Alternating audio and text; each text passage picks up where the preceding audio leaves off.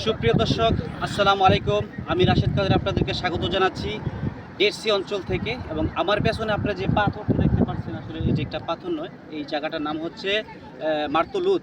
মার্ত শব্দের আরবি হচ্ছে বিবি অথবা স্ত্রী, যেটা আমরা সহধর্মিণী বলি। এটা হচ্ছে মার্তলুদ মার্তলুদ এলাকা থেকে। এবং আমার পেছনে যে পাহাড়টি দেখতে পাচ্ছেন, একটা দেখেন, একটা একটা পাথর এবং একটা যে সমকামিতার সাইন, যেটা একজন আরেকজন যে চুমু খাচ্ছে এরকম একটা সাইন দেখাচ্ছে।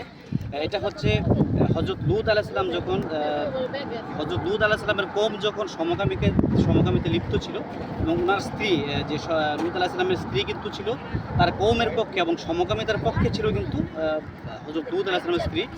যখন হযরত লূত আলাইহিস সালামের ঘরে 4 জন ফেরেশতা ছিল, তখন কিন্তু তার কওমকে কিন্তু এই সংবাদটা হযরত লূত আলাইহিস সালামের স্ত্রী দিয়েছিলেন। এবং হযরত লূত আলাইহিস সালাম জানতেন যে ওনার স্ত্রী হয়েও কিন্তু যে তার কওমের পক্ষে, এবং তার যেটাকে আশির বলা হয়, আশির শব্দের অর্থ হচ্ছে বংশ অথবা গোত্র, এই তার যেই গোত্রের পক্ষে ছিলেন হযরত লূত আলাইহিস সালামের স্ত্রী। যখন ফেরেশতা এসে সংবাদ দিল হযরত লূত আলাইহিস সালামকে যে আজকে রাত্রি তোমার কওমকে ধ্বংস করা হবে এবং এই এলাকার মধ্যে একটা আযাব গজব অথবা এই শুধু ডেড সি অঞ্চলের মধ্যে একটা কিয়ামত সংঘটিত করে দেওয়া হবে, তখন হযরত লূত আলাইহিস সালাম চিন্তিত হয়ে পড়লেন। তখন বললেন যে উনি জানতেন যে ওনার স্ত্রী তার শির মানে তার বংশের পক্ষে ছিল, সমকামিতার পক্ষে ছিল।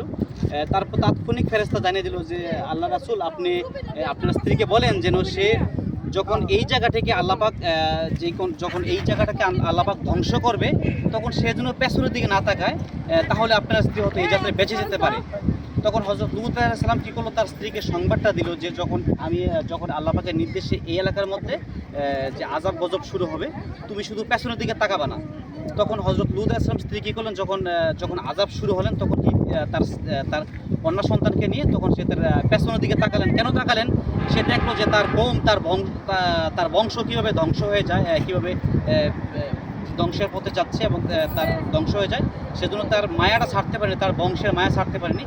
দেখেন, এটা হচ্ছে অবিশ্বাসীদের জন্য একটা নিদর্শন স্বরূপ এবং বিশ্বাসীদের জন্য কিন্তু একটা শিক্ষা। যে শিক্ষা কেমন, সেটা হচ্ছে যে নবীর স্ত্রী হয়ে কিন্তু জাহান্নামে যাবে, জাহান্নামী। এবং এটা হচ্ছে একটা শিক্ষা। এবং এটা কিন্তু বিগত 5000 বছর ধরে কিন্তু সেই পাথরটা, তার যে মূর্তিটা, এটা কিন্তু আল্লাহ পাক যখন সেই পেছনের দিকে তাকালো, যখন আযাব গজব শুরু হলো, পেছনের দিকে তাকানোর ফলে কিন্তু সে পাথরের মূর্তি হয়ে গেছে। এটা হচ্ছে যে এটার মূর্তিটার বয়স প্রায় 5000 বছর থেকে আজও কিন্তু সেই অবিক্ষত এবং সুরক্ষিত হয়ে রয়েছে এই মূর্তিটা। রাশেদ কাদের, ডেড সি, জর্ডান। এটার পাশেই রয়েছে কিন্তু মৃত সাগর। এটার পাশেই মৃত সাগর, এবং আপনারা দেখতে পাচ্ছেন যে জায়গাটা, এই জায়গাটার পেছনটা হচ্ছে ইসরায়েলের অংশ, এবং এই পাশটা হচ্ছে, এবং যেই সাগরের কিন্তু 70-75 ভাগে কিন্তু জর্ডানের মধ্যে আছে, এবং বাকি অংশটা ইসরায়েলের দখলে। আপনারা দেখতে পাচ্ছেন। আমি আপনাদেরকে পার্শ্ববর্তী এলাকাটা দেখাচ্ছি, পাশের যে পাহাড়ের পাথরগুলো দেখাচ্ছি।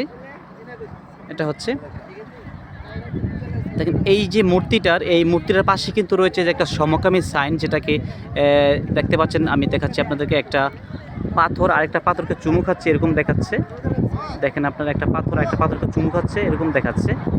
এটা হচ্ছে সমকামিতার একটা সাইন।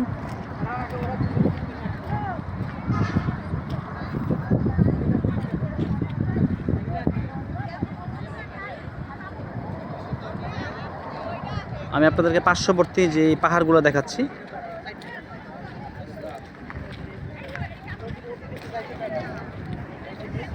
এখন আজকে কিন্তু মোটামুটি অনেক পর্যটক আসছে এখানে এই পাথরটা দেখার জন্য। এখানে প্রতিনিয়ত কিন্তু অনেক পর্যটক আসে দেখার জন্য। এই যে দেখতেছো না, একটা পাথর দেখতেছো, দাঁড়ায় 5000 বছর ধরে এই পাথরটা এইভাবে দাঁড়ায়, কোনো সাপোর্ট নাই। এটা